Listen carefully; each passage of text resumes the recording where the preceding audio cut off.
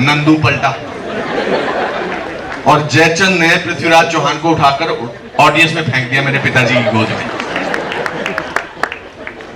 मगर मैंने सपने देखने बंद नहीं किए।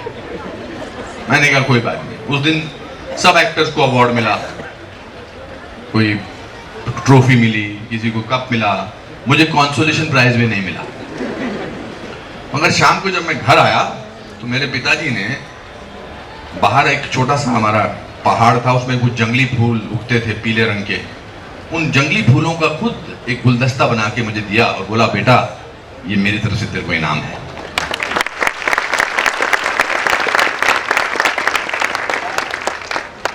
तो पहला डिजास्टर था, मतलब प्ले का मेरा एक्सपीरियंस।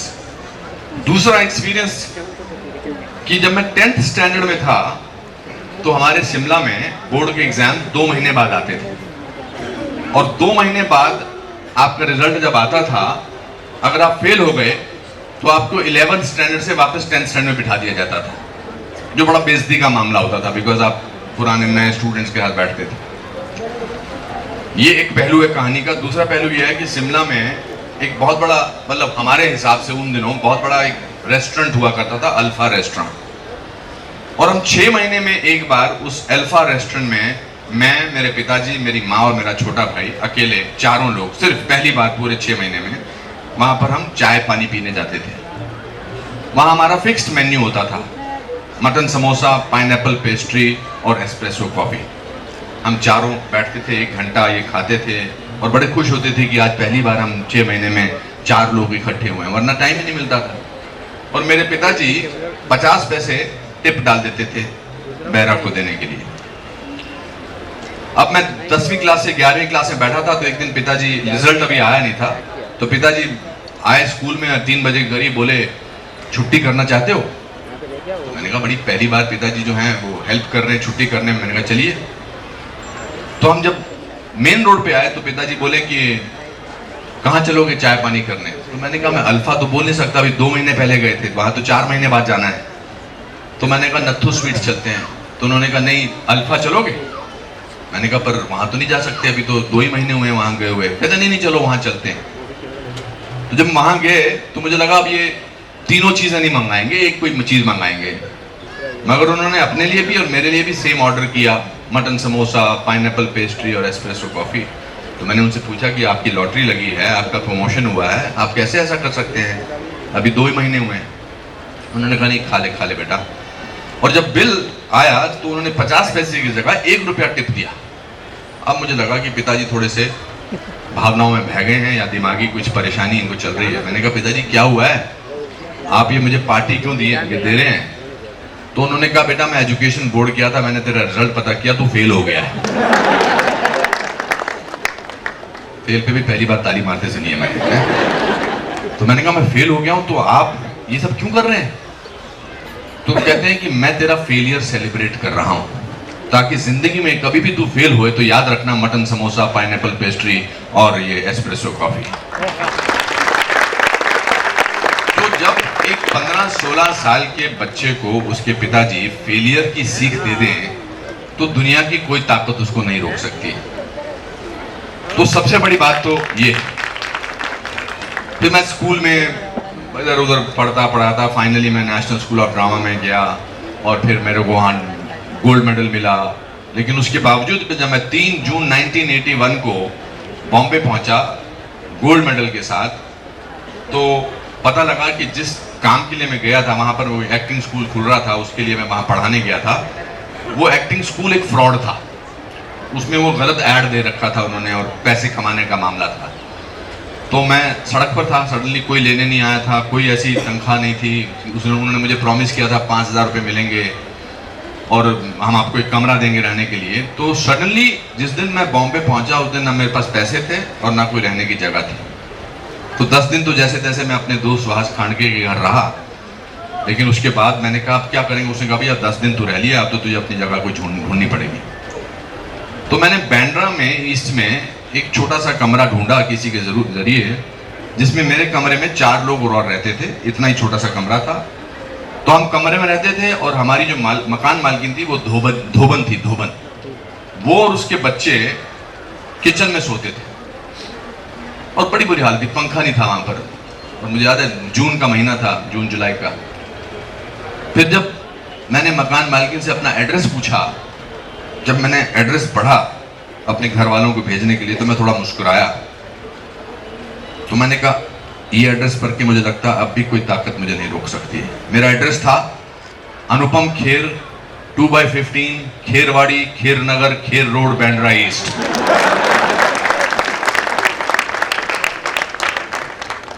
ये सिंबॉलिक जेस्चर था भगवान का, बेटा तू फिक्र मत कर, तू यहां पर धोबन तेरी मकान मालकिन है, मगर तेरा जरूर कुछ ना कुछ होगा।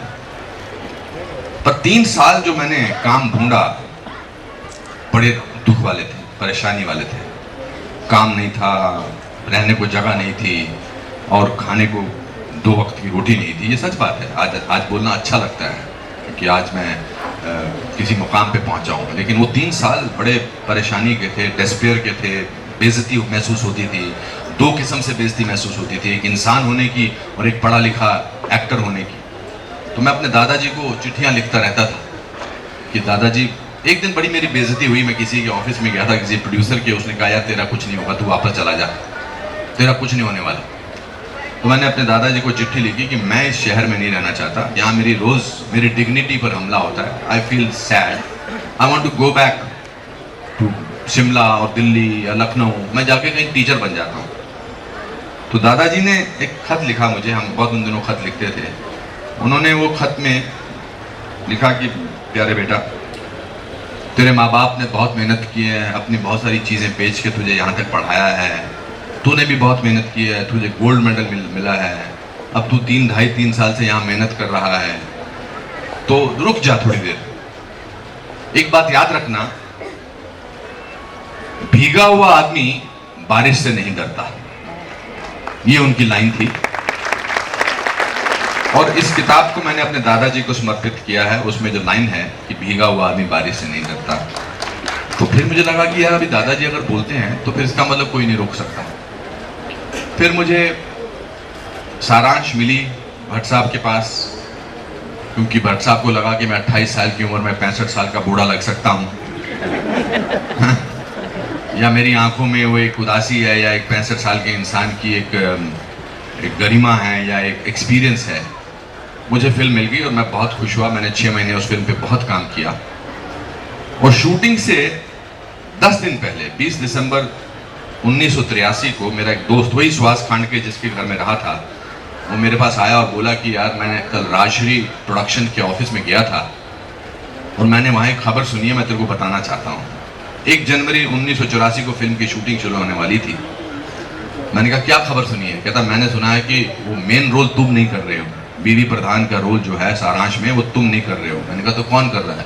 कहता मैंने खबर सुनी है कि राजश्री प्रोडक्शन वालों ने संजीव कुमार से बात कर रही है और वो कर रहा है, वो कर रहे हैं।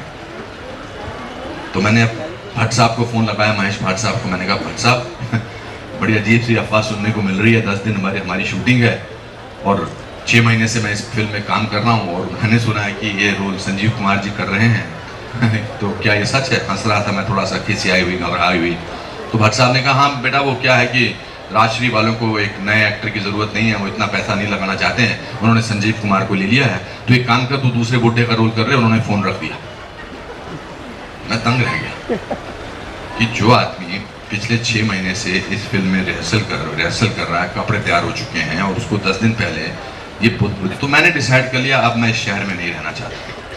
मैंने अपना सारा सामान पैक किया और मैं वीटी स्टेशन जाने लगा, या बॉम्बे सेंट्रल, याद नहीं है। और जाने से पहले मुझे लगा कि मैं एक बार भट्ट साहब के घर जाकर उनको बता देना चाहता हूँ कि मैं उनके बारे में क्या सोचता हूँ। अब तो मुझे कुछ प्रॉब्लम नहीं थी, अब मुझे उनसे कुछ नहीं चाहिए था। दादाजी कहा करते थे कि अगर तुम किसी के भी बराबर के होना चाहते हो, उससे कुछ भी एक्सपेक्ट मत करो।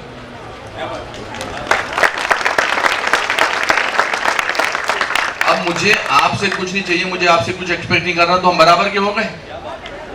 तो मुझे सडनली लगा मैं तो महेश भट्ट के बराबर का हूं, मुझे इससे कुछ चाहिए ही नहीं, इसने तो मुझे फिल्म से निकाल दिया। अब क्या रह गया? अब मैं इसको वो कह सकता हूं जो मैं कहना चाहता हूं। मैं गया तो लिफ्ट काम नहीं कर रही थी उनकी, वो छठी मंजिल पे रहते थे। जब आदमी क्रोध में होता है, जब आदमी परेशानी में होता है, तो भगवान एक एनर्जी देता है। कभी कभी इस तरह के क्रोध में एक एनर्जी होती है। मैं 6 फ्लोर पर चढ़ा, मैंने दरवाजा खटखटाया और भट्ट साहब ने कहा, अरे यार फैंटास्टिक, तेरे में बड़ी स्पोर्टिंग स्पिरिट है, तू दूसरे बुड्ढे का रोल कर रहा है, हैं? ऐसा ही होता है बेटा, जिंदगी में ऐसा ही होता है, जिंदगी में कॉम्प्रोमाइज करना पड़ता है। मैंने कहा 1 मिनट रुक जाइए भट्ट साहब। मैं उनको अपने घर की, उनके ही घर की खिड़की के पास ले गया और मैंने उनको वो टैक्सी दिखाई।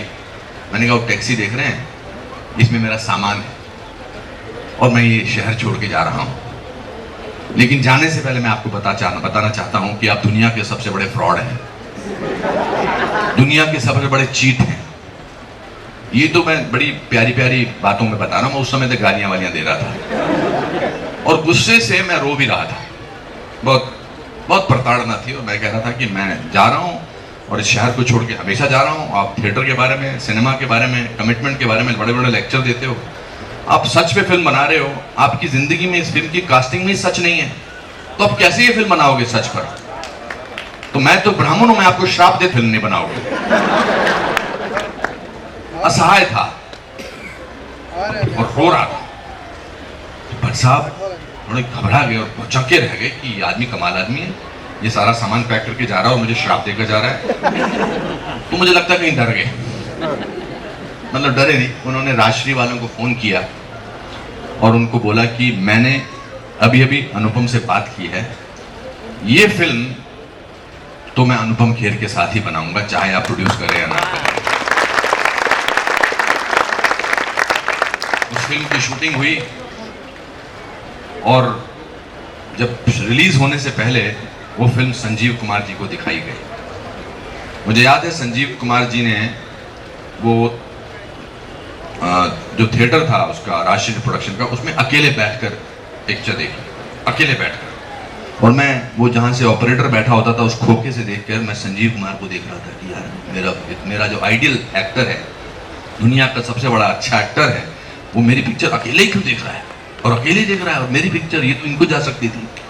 और वो देखते हुए पिक्चर में रो रहे हैं, ये तहाशा रो रहे हैं और देख रहे हैं। और बाहर आके उन्होंने मुझे एक कॉम्प्लीमेंट दिया जो मेरे लिए बहुत बड़ा कॉम्प्लीमेंट था। उन्होंने कहा, अनुपम, मैं ये रोल वैसा नहीं कर सकता था जैसे तुमने किया है। तो ये एक महान कलाकार की निशानी थी, मुझसे बेटर कर सकते थे वो, मगर उसमें एक न्यू कमर की सच्चाई थी। और आज मेरे लिए बहुत ही फख्र और इज्जत की बात है कि आज मैं संजीव कुमार ऑडिटोरियम में ही अपना नया नाटक करने जा रहा हूं। तो जिंदगी कैसे पूरा चक्कर काट कर फिर उसी जगह से शुरू हो जाती है जहां से आपने शुरुआत की होती है। फिर मैं सारांश के बाद तो हंगामा हो गया, बड़े बड़े रोल, बड़े फिल्में, एटसेट्रा एटसेट्रा। लेकिन फिर एक वक्त आया जब मैं टाइकून बनना चाहता था। हर आदमी की इच्छा होती है कि जो मैं हूं इससे मैं खुश नहीं हूं, अब मैं कुछ और करता हूं। मैं टीवी का टाइकून बन जाता हूं, मैं रेडियो का टाइकून बन जाता हूं, मैं फिल्मों का टाइकून बन जाता हूं। तो मैंने अपनी कंपनी खोल दी और उसमें पैसे खर्चने शुरू कर दिए। पैसों से मैंने उधार लेना शुरू कर दिया, सूद वापस नहीं कर रहा था। और एक दिन सडनली मेरा चार्टर्ड अकाउंटेंट मेरे पास आया, ये 15 साल पहले की बात है, 16 साल पहले की। तो उन्होंने कहा, जी सर आपका दिवालिया निकलने वाला है। मैंने कहा दिवालिया निकलना मतलब क्या था? हाँ कहता, आपने इतना बोरो किया है और आपके पास देने की क्षमता नहीं है, तो आप रुक जाइए। और उसी दौरान एक दिन मैं सुबह उठा तो मैंने देखा कि मेरा चेहरा लेफ्ट में कुछ ज़्यादा ही शिफ्ट हो रहा है। तो मैं डॉक्टर के पास गया तो डॉक्टर ने कहा कि मिस्टर खेर, मैंने आपको एग्जामिन किया है, ये जो आपका चेहरा थोड़ा टेढ़ा हो गया है, आपको फेशियल पैरालिसिस हो गया है। ये सब चीज़ें साथ में आ गई, एक तरफ दिवालिया,